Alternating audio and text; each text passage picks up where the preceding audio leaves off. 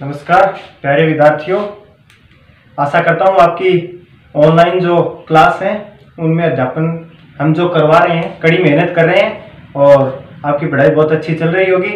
हमारे सभी साथीगण जो हैं, सभी अध्यापक बहुत ही मेहनत के साथ में यहाँ पे वीडियो है वो अपनी क्लास अपलोड कर रहे हैं और इसी के चलते जैसा हम हमारा कर्तव्य निभा रहे हैं और हम आपसे भी आशा करते हैं कि आप भी अपने पढ़ने का जो समय निर्धारित करके और पूरी क्लास को 2-3 बार रिवीजन करके उसके नोट्स बना के अपना कर्तव्य निभा रहे होंगे। चलिए पीछे के क्रम को देखते हुए हिंदी भाषा, हिंदी में हमने सबसे पहले पढ़ा था भाषा के बारे में। भाषा को जाना था, ये जो भाष धातु से बनी थी, विचार प्रकट करना हुआ था, ठीक है। उसके बाद में हमने भाषा की परिभाषा पढ़ी थी, ठीक है। उसके बाद में हमने क्या किया था, इससे पहले वाली क्लास में क्या किया था, भाषा की कुछ महत्वपूर्ण क्या पढ़ी थी, विशेषताएं पढ़ी थी, ठीक है। और आज का जो टॉपिक है, आज का टॉपिक भाषा सीखने के लिए मनोवैज्ञानिक दृष्टिकोण।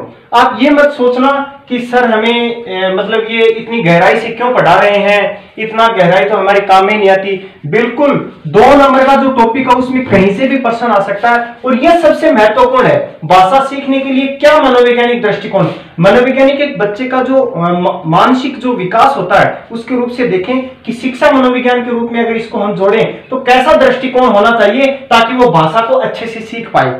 कैसा दृष्टिकोण बच्चे का होना चाहिए, उसका कैसा नजरिया होना चाहिए, भाषा के प्रति उसकी कैसी प्रतिक्रियाएं होनी चाहिए ताकि वो भाषा को सीख पाए, इसके बारे में आज हम बातें करेंगे। ये बहुत ही महत्वपूर्ण है। ये ज्यादा लंबा तो नहीं है, पॉइंट तो इसमें 2-3 ही है, तो ज्यादा समय भी नहीं लगेगा, 5-10 मिनट का टॉपिक है, लेकिन ये बहुत ही महत्वपूर्ण है, इसलिए आप इसे इग्नोर मत करना, इसको आप पढ़ना, आराम से समझना। देखना, भाषा को सीखने के लिए मनोवैज्ञानिक दृष्टिकोण होते हैं कि हम भाषा को कैसे सीख पाएंगे। इसमें पहला आता है जिज्ञासा। पहला दृष्टिकोण आता है जिज्ञासा, एक बार लिख देता हूं, 3 ही दृष्टिकोण मात्र। दूसरा आता है अनुकरण और तीसरा जो दृष्टिकोण आता है वो आता है अभ्यास। ये 3 दृष्टिकोण आते हैं भाषा को सीखने के लिए। मनोवैज्ञानिक दृष्टिकोणों की बात करें तो 3 दृष्टिकोण है, पहला जिज्ञासा, दूसरा अनुकरण, तीसरा अभ्यास। चलिए अब इन पे हम विस्तार से चर्चा करेंगे तीनों के ऊपर। इस नाम से आप काफी वाक्य पिछले में बताया था, ये नाम बार बार आप बोलते हैं, अभ्यास करो और जिज्ञासा। देखिए आगे हम पढ़ेंगे जब भी कि वाक्यांश के लिए जैसे भी हम किसी पूरे वाक्य के लिए एक शब्द पढ़ेंगे उसी प्रकार ये जिज्ञासा क्या होता है। देखिए जानने की इच्छा रखने वाले व्यक्ति को क्या बोलते हैं, जिज्ञासु बोलते हैं, बोलते हैं कि नहीं बोलते हैं। उसी प्रकार जानने की जो इच्छा होती है उसे क्या कहते हैं, जिज्ञासा कहते हैं। क्या कहते हैं उसे, जिज्ञासा। जानने की इच्छा होनी चाहिए। जब तक आप में भाषा को सीखने की जिज्ञासा नहीं होगी, जानने की आप में जिज्ञासा नहीं होगी, तब तक आप भाषा को नहीं सीख पाते हो। इसके आधार पे हम अगर लगाएं कि आपको भाषा सीखने के लिए क्या होना पड़ेगा, आपको भाषा सीखने के लिए तैयार रहना पड़ेगा हमेशा। आपको भाषा सीखने के लिए क्या होना पड़ेगा, तैयार होना पड़ेगा, हमेशा तत्पर रहना पड़ेगा भाषा को सीखने के लिए आपको, ठीक है। एक उदाहरण देता हूं आपको मैं, देखना। मनोविज्ञान का एक उदाहरण है, उसको आसानी से समझना कि ये आपका घर है, ठीक है।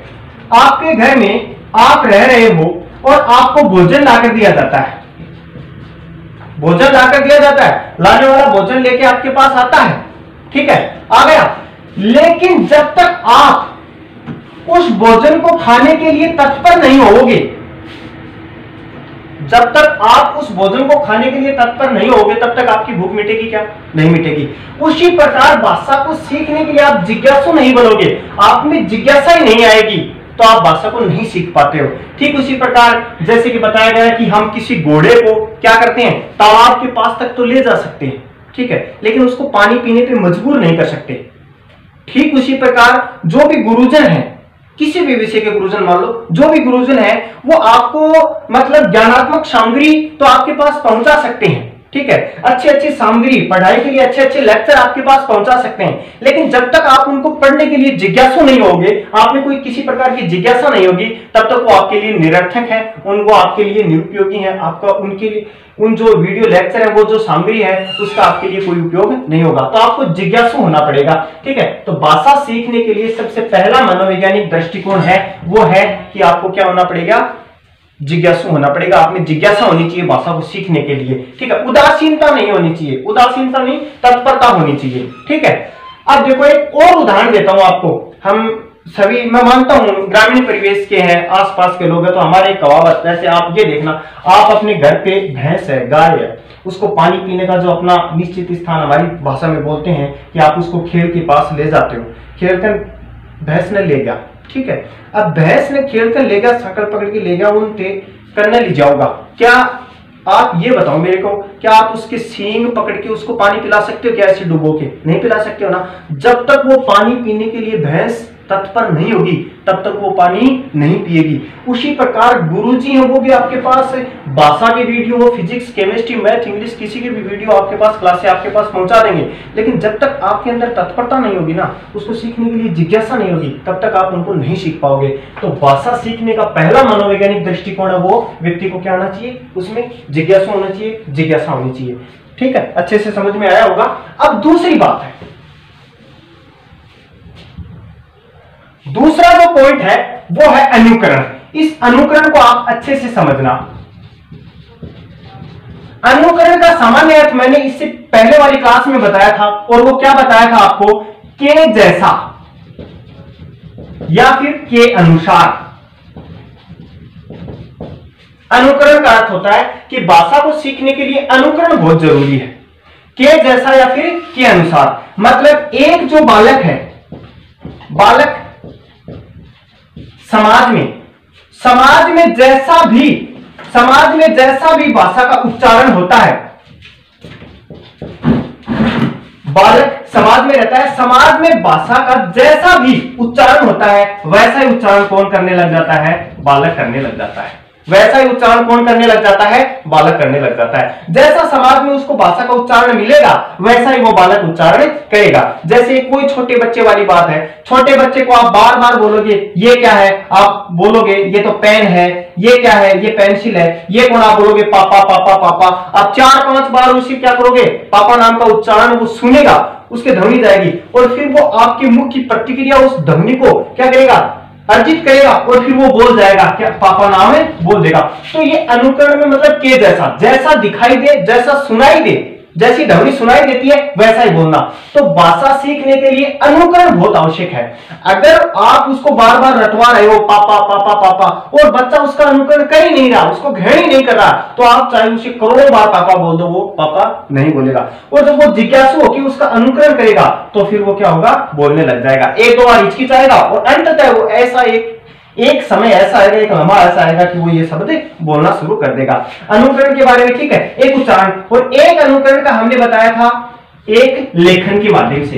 किसके माध्यम से बताया था, लेखन के माध्यम से। अनुकरण कितने प्रकार से होता है, उच्चारण के माध्यम से होता है, और कितने, पहला उच्चारण के माध्यम से और दूसरा लेखन के माध्यम से। अब देखना, मैं ये इस प्रकार, इसलिए ये साइड में ही आप ऐसे देखते जाओ।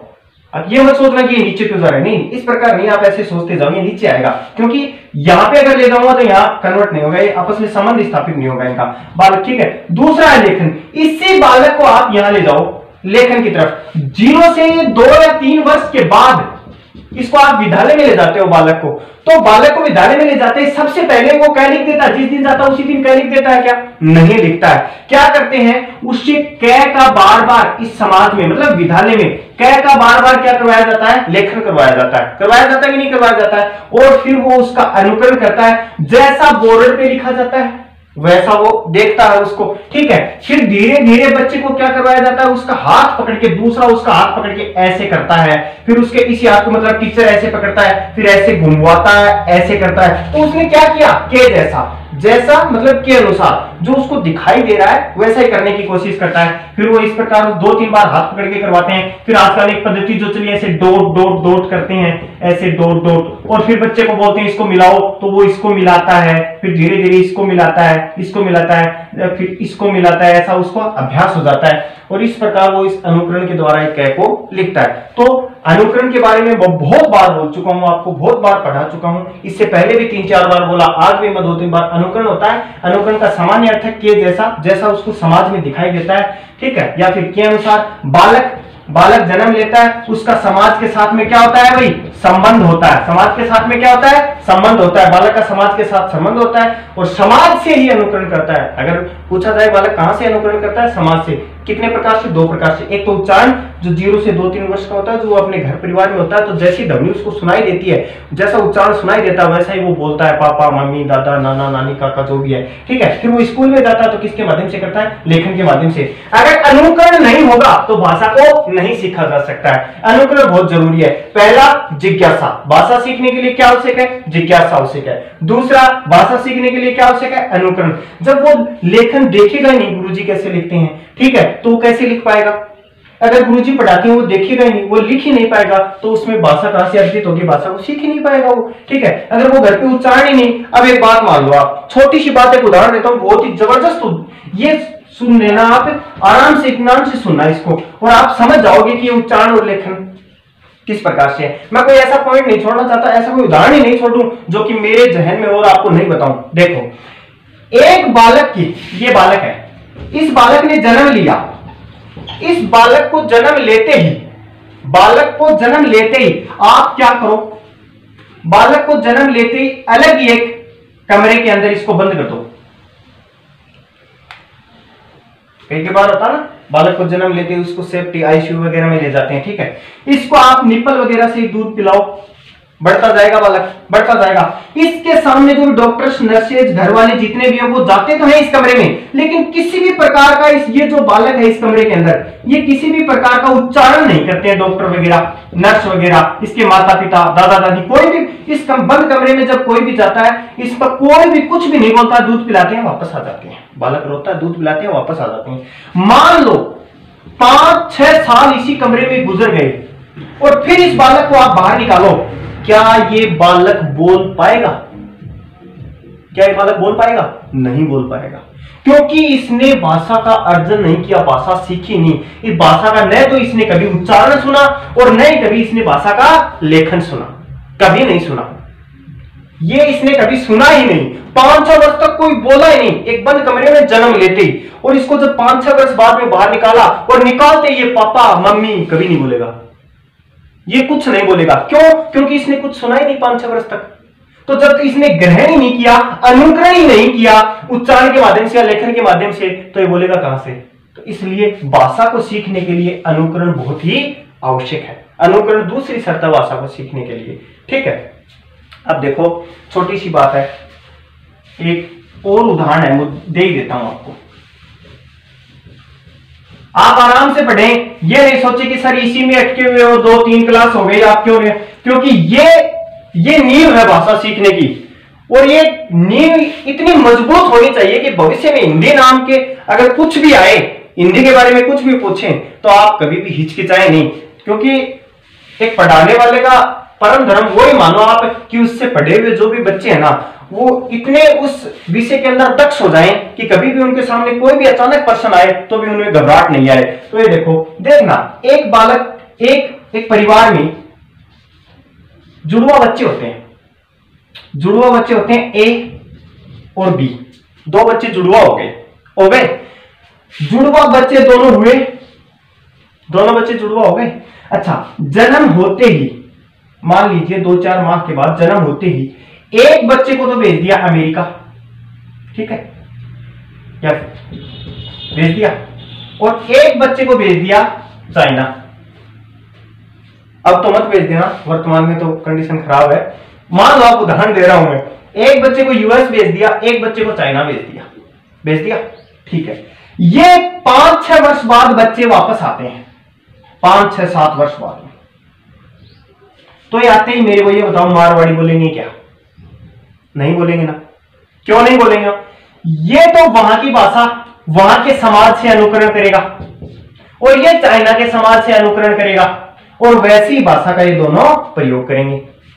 बोलने की योग्यता तो जन्म से है, लेकिन समाज से जैसा इन्होंने ग्रहण किया ना, वैसा ही बोलेंगे, ठीक है। इसलिए अनुकरण बहुत ही, अब अनुकरण के बारे में बहुत उदाहरण दे चुका हूं, अब इसके बाद में देखो आप। अगला है अभ्यास। कहा जाता है अभ्यास में इतनी ताकत है, अभ्यास में इतनी ताकत है कि देखिए, आप कोई पत्थर रखा हुआ है और पत्थर पे अगर लगातार आप ऐसे निशान करते जाओगे ना, ऐसे ऐसे करते जाओगे, साल 2 साल 3 साल बाद उस पत्थर पे भी क्या हो जाएगा, निशान हो जाएगा। वो आपने दोहा सुना है ना, करत करत अभ्यास के जड़मति होत सुजान, ठीक है ना, उसी में। तो अभ्यास आप जितना अधिक करोगे वैसे ही आप क्या होते जाओगे, भाषा में दक्ष होते जाओगे, भाषा सीखने में दक्ष होते जाओगे। अभ्यास एक बहुत महत्व, अभ्यास के बारे में बताता हूं। सबसे पहले बालक आया, विद्यालय में आया, बालक को कखरा क लिखना नहीं आया।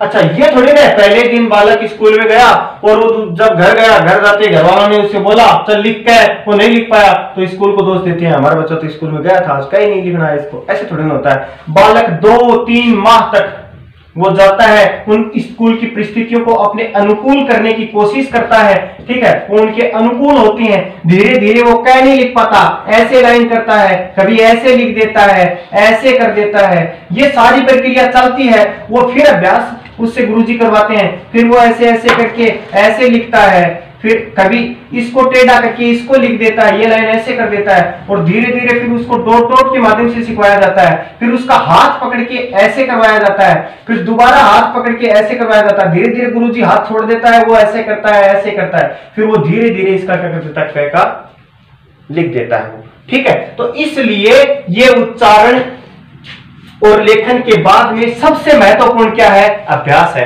भाषा को सीखने के लिए सबसे महत्वपूर्ण बिंदु क्या है, अभ्यास। तो भाषा सीखने के लिए जो मनोवैज्ञानिक दृष्टिकोण, उनमें एक तो जिज्ञासा होनी चाहिए, एक अनुकरण होना चाहिए, और एक क्या होना चाहिए, अभ्यास होना चाहिए। ये 3 बहुत ही महत्वपूर्ण है। कुछ समय नहीं लगा, थोड़ा सा समय लगा और आप सब कुछ अच्छे से सीख गए होंगे शायद। मैं आशा करता हूं आपके लिए बहुत ही उपयोगी है, तो ये करना भी जरूरी है, ठीक है। किन्हीं भी परिस्थितियों में हो आप, चलिए मान लीजिए आज आप ये हैं यहाँ पे भारतीय में, अब कल को आप साइंटिस्ट बन गए, कोई वैज्ञानिक बन गया, कोई डॉक्टर बन जाता है, फिर वो बाहर जाता है, फिर उसको सीखना होगा। आज हिंदी पढ़ रहे हो, आपको इंग्लिश भी बोलना होगा। चलिए मान लिया आपका डीयू यूनिवर्सिटी में एडमिशन हो जाता है, या फिर अन्य यूनिवर्सिटियों में चले जाते हो, मेडिकल में चले जाते हो आप, तो उस समय तो आपको इंग्लिश की बहुत आवश्यकता होगी कि नहीं होगी। या फिर आप प्रशासनिक विभागों में चले जाते हो तो हिंदी की दक्षता आपके लिए बहुत ही जरूरी है। तो वो कैसे होगा, एक तो आपको जिज्ञासा रखनी होगी उसके लिए, फिर आपको अनुकरण करना होगा, पीछे की क्लास देखो, या फिर पीछे के प्रशासनिक जो भी कार्य हैं उनमें हिंदी कैसे इस्तेमाल की जाती है, हिंदी के शब्द कितने मजबूत,